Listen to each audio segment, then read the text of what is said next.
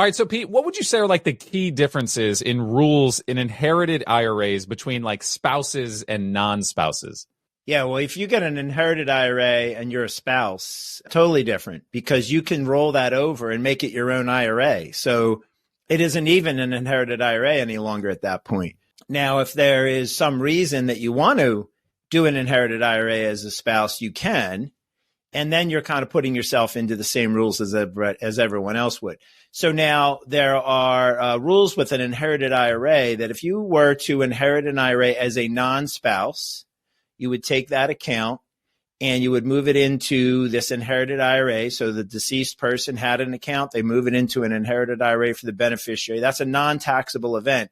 And that's the key reason that you would want to do an inherited IRA versus take it out all at once. If you get a $100,000 IRA and you take it out, you're going to pay income taxes all at once. At that point, you have 10 years to use up the IRA and get it moved out and have your taxes applied to it. And you can spread that out over a period of time. So let's say the spouse inherits the IRA and they want to put it into their own account and make it their own. Well, what if they're not already 59 and a half?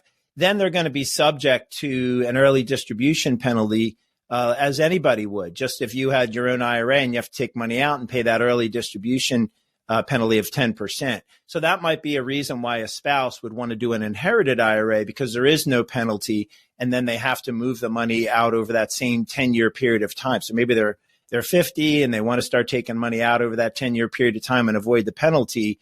Whereas a non-spouse beneficiary would want to do the same thing. And maybe they're close to retirement or they have a high earning period right now and they want to take a little bit out later on.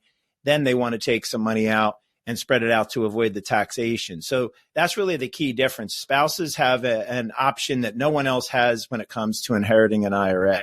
If the people you would name as your beneficiaries are important to you, it's important that you do good planning now. Get your successor owners, your contingent beneficiaries, not just the primary, in place. To help in that, check us out at goodfinancial.com and go to the Contact Us page, and we're happy to start a conversation.